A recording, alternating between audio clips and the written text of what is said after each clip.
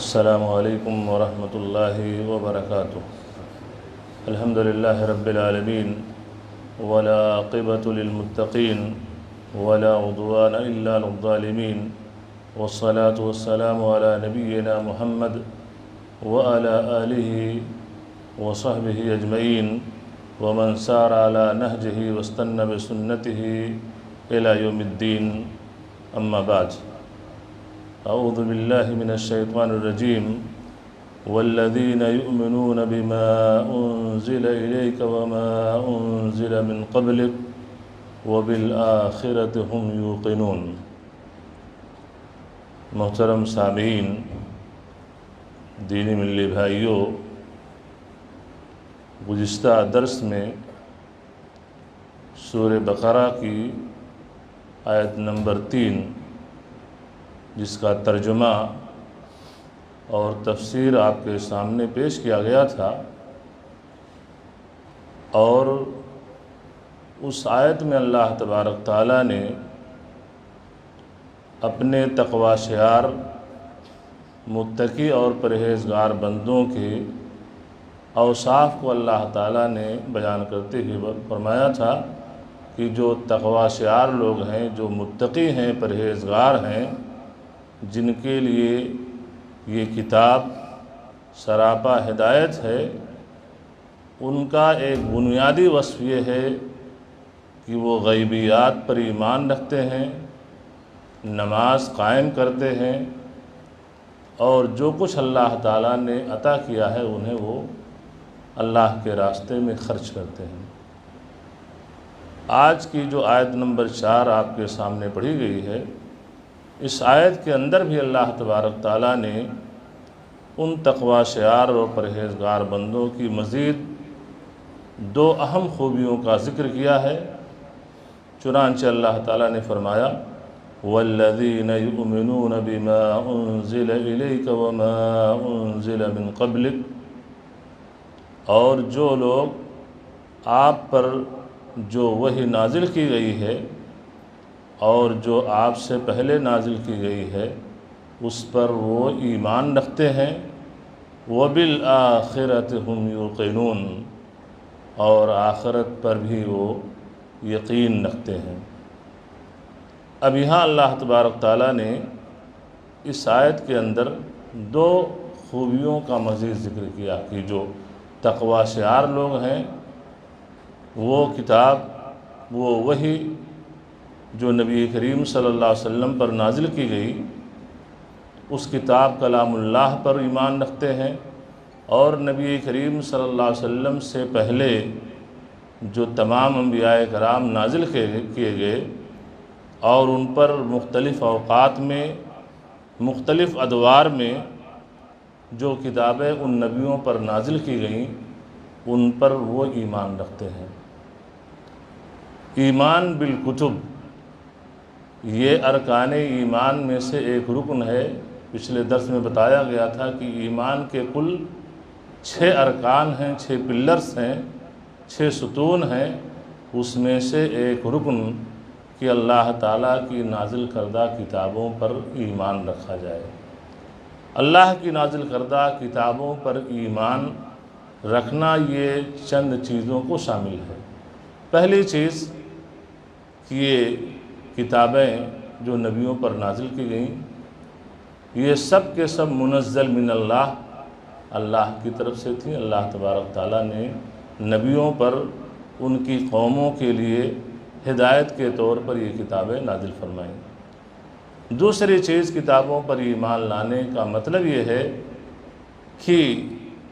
یہ کلام الہی ہیں، یہ اللہ تعالیٰ کا کلام ہے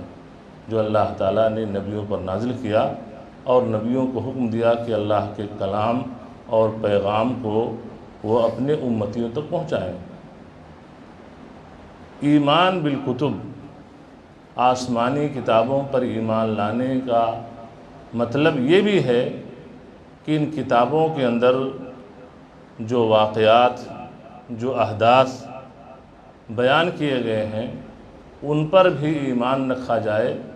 اور یہ سمجھا جائے یہ ہماری عبرت کے لیے ہے۔ آپ قرآن کریم کو پڑھیے، قرآن کریم کے اندر قوم لوط، قوم ہود، قوم ثمود، قوم نوح، قوم شعیب، قوم صالح، یہ تمام اقوام کفار، فساق، فجار، فرعون، ان سب کے واقعات اور ان کے کارنامے برے کارناموں کی وجہ سے، بدعملیوں کی وجہ سے ان قوموں کو اللہ تبارک تعالیٰ نے ہلاک و برباد کر دیا، تہو بالا کر دیا۔ تو یہ تمام قصے اور کہانیاں ان قوموں کی جو اللہ تعالیٰ نے بیان فرمائی ہیں۔ ایمان بالکتب، اللہ کی کتاب پر ایمان لانے کا مطلب یہ ہے کہ انہیں برحق سمجھا جائے کہ یہ سب سچے واقعات اور سچی کہانیاں ہیں، کوئی گڑھا ہوا کلام نہیں ہے، کوئی عام قصے نہیں ہیں کہ جو منورنجن کے لیے، ٹائم پاس کے لیے سنائے جاتے ہیں، سنے جاتے ہیں، نہیں، یہ سب جو واقعات ہیں یہ سچ ہیں، اور یہ ہماری عبرت کے لیے اللہ تبارک تعالیٰ نے کلام اللہ کے اندر بیان فرمائے ہیں۔ تو یہ تمام چیزیں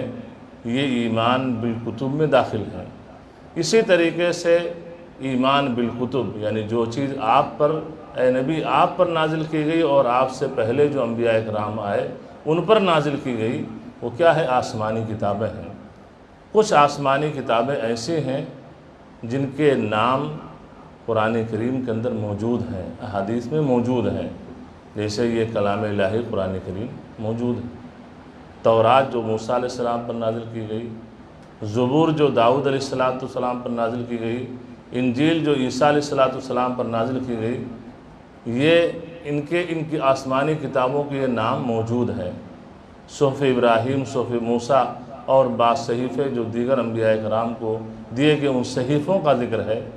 اور انبیاء کرام کی تعداد لاکھ سے زیادہ ہے، تو ظاہر سی بات ہے اور بھی انبیاء کرام آئے، ان کو بھی کتابیں دی گئیں، نازل کی گئیں، لیکن ان کا نام موجود نہیں ہے۔ تو وہ کتابیں، آسمانی کتابیں جن کا نام قرآن و حدیث میں موجود ہے، اس پر بھی ہمیں ایمان رکھنا ہے، اور جن کتابوں کا نام ذکر نہیں ہے،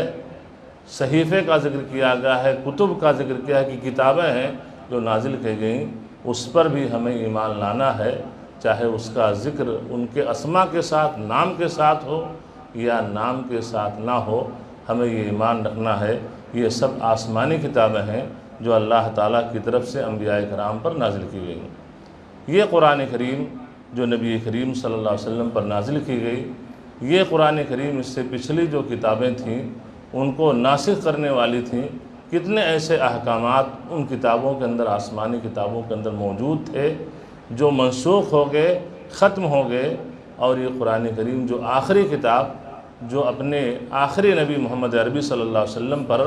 اللہ تعالیٰ نے نازل کیا گیا، یہ ناسخ ہوئی، اور اس کتاب اللہ کی، کلام اللہ کی جو ہمارے ہاتھ میں موجود ہے، اس کتاب کی خاصیت یہ ہے کہ یہ کتاب قیامت تک کے لوگوں کے لیے نازل کی گئی ہے۔ اس سے پہلے جو آسمانی کتابیں نازل کی گئیں، خاص نبی پر نازل کی گئیں، خاص قوم کے لیے نازل کی گئیں، خاص وقت کے لیے نازل کی گئیں،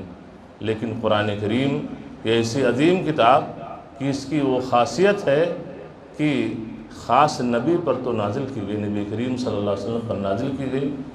لیکن کسی خاص جگہ کے لیے نہیں نازل کی گئی، بلکہ ساری کائنات کے لیے نازل کی گئی۔ کسی خاص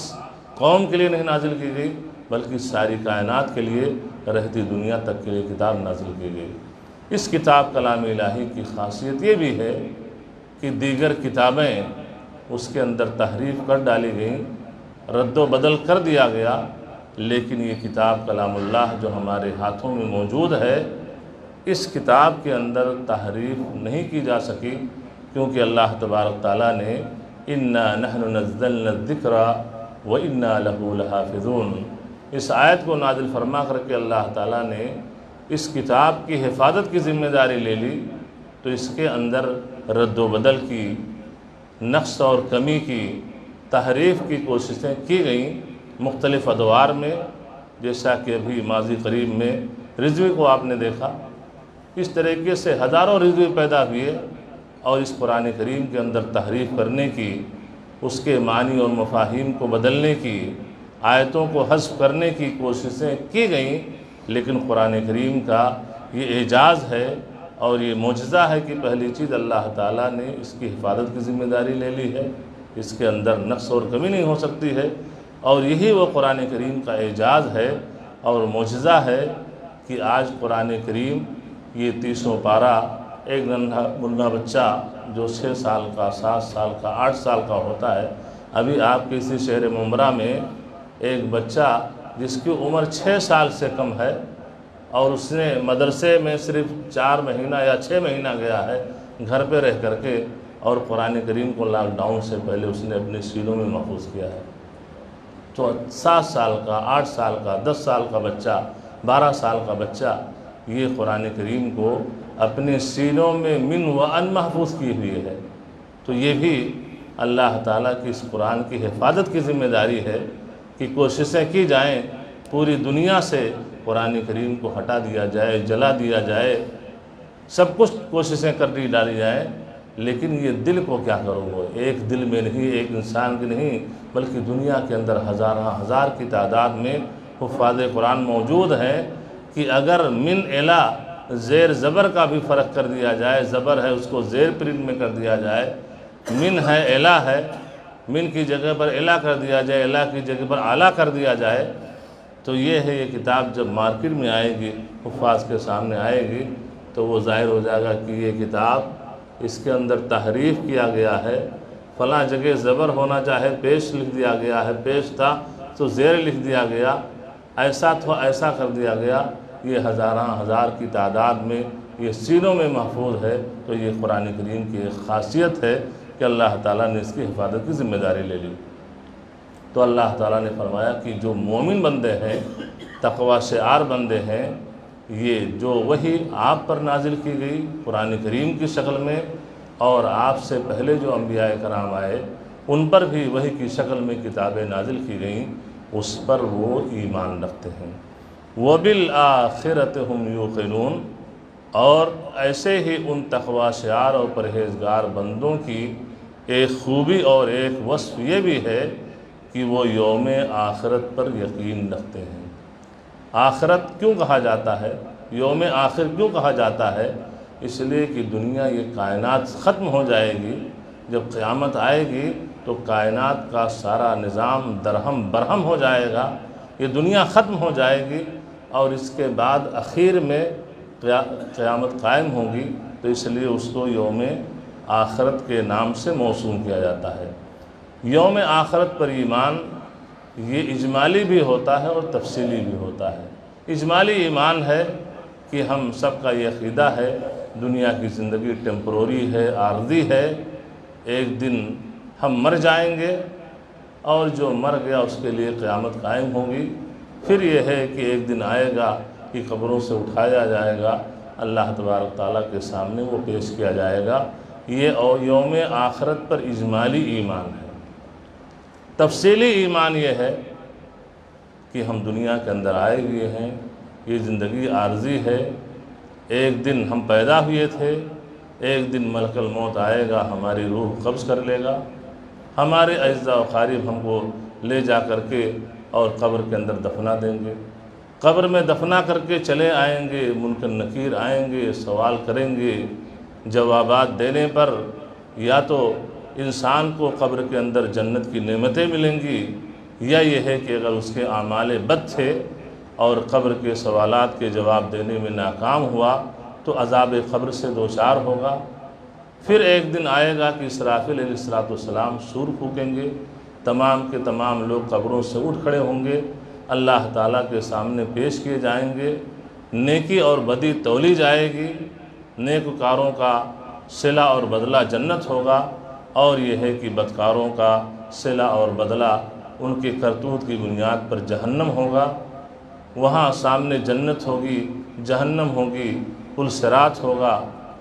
حوض کوثر ہوگا، یہ تمام چیزیں ہوں گی. تو یوم آخرت پر ایمان لانا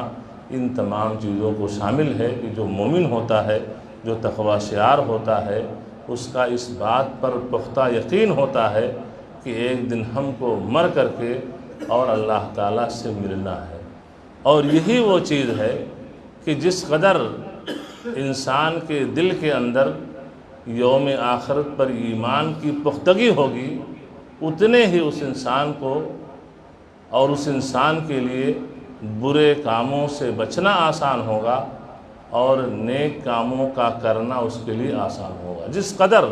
آپ دیکھیے کہ دنیا میں مختلف قسم کے لوگ ہوں، ایسے بھی نادان، ایسے بھی ظالم اور ایسے بھی بیوقوف لوگ ہیں کہ ظلم پہ ظلم کیے جاتے ہیں اپنے جیسے لوگوں پر، اور اگر سامنے والا کہتا ہے کہ اللہ سے تو ڈرو، ارے کیا اللہ اللہ، جاؤ جو کرنا ہو جو کر لینا۔ یعنی وہ انسان جو یہ کہتا ہے جاؤ جو کرنا ہوگا کر لینا، یعنی ایک طریقے سے دیکھا جائے تو وہ انسان آخرت پر ایمان نہیں رکھ رہا ہے، آخرت کا انکار کر رہا ہے۔ آخرت پر اگر ایمان ہوتا، اس کا حقیقی طور پر ایمان ہوتا، تو یہ نہیں کہتا کہ جاؤ جو کرنا ہو جو کر لینا۔ اس لیے وہ سمجھا کہ اللہ تعالیٰ ہے اور یہ ظلم کر رہا ہے، یہ کب تک؟ ایک دن ملک الموت آئے گا، روح قبض کر لی جائے گی، جب قبر میں جاؤ گے وہیں سے تو عذاب قبر شروع ہو جائے گا، اور جب میدان محشر میں جاؤ گے تو یہ جن کے اوپر تم نے ظلم کیا ہے سب اپنے حقوق کو لینے کے لیے آ جائیں گے، تو تمہاری تھوڑی اور زیادہ جو نیکیاں ہوں گی وہ نیکیاں سب ان کو دے دی جائیں گی، اور تم فقیر ہو جاؤ گے، کلاش ہو جاؤ گے، اور گھسیٹتے ہوئے تم کو جہنم میں ڈال دیا جائے گا۔ تو اگر حقیقی طور پر آخرت پر اس کا ایمان ہوتا، یقین ہوتا کہ ہم کو مرنا ہے اور مرنے کے بعد ہمیں کیے ہوئے اپنے ہر عمل کا حساب دینا ہے، تو اگر ایک انسان کہتا ہے اللہ سے ڈرو، تو وہ ہل جاتا، کانپ جاتا، کس نے ہم کو اللہ کے حوالے کیا ہے، اور اللہ تو ہماری ہر نقل و حرکت پر نظر رکھتا ہے۔ اس لیے مومن کی ایک خاص خوبی بیان کی گئی، وَبِالْآخِرَةِ هُمْ يُوقِنُونَ۔ جو مومن ہوتا ہے، جو تقوی شعار ہوتا ہے، جس کے دل کے اندر اللہ کا ڈر ہوتا ہے، اللہ کا خوف ہوتا ہے، وہ آخرت پر ایمان رکھتا ہے۔ تو آخرت پر ایمان رکھنا یہ اس بات کا تقاضا کرتا ہے کہ انسان کے لیے برے کاموں سے بچنا آسان ہو جاتا ہے، اور نیک کاموں کا کرنا اور نیک کاموں کے کرنے کی توفیق اسے ملتی رہتی ہے۔ جس قدر آخرت پر ایمان اس کے دلوں کے اندر پختگی ہوتی ہے، ایسے ہی اسے نیک کام کی توفیق ملتی ہے اور برے کاموں سے اس کے لیے بچنا آسان ہوتا ہے۔ اللہ تبارک تعالیٰ سے دعا ہے کہ اللہ تبارک تعالیٰ ہمارے دلوں کے اندر جو تو نے اپنے متقی اور تقوی شعار بندوں کی جو اوصاف اور جو خوبیوں کو تو نے اپنی کتاب کے اندر بیان فرمایا ہے، اللہ تبارک تعالیٰ ہمیں ان تقوی شعار بندوں میں اپنا بنا لے، اور ہمارے اندر بھی ان خوبیوں کو پیدا فرما دے جن خوبیوں کی بنیاد پر ایک انسان کے لیے، ایک بندے مومن کے لیے دنیا کے اندر بھی خیر ہے، اور اس دنیا سے رخصت ہو جانے کے بعد میں بھی اس کے لیے خیر ہی خیر ہے۔ مولا تو ہم سب کو اس کی توفیق عطا فرما۔ وصلی اللہ علی نبینا محمد وعلی آلہ وصحبہ وسلم۔ والسلام علیکم ورحمۃ اللہ وبرکاتہ۔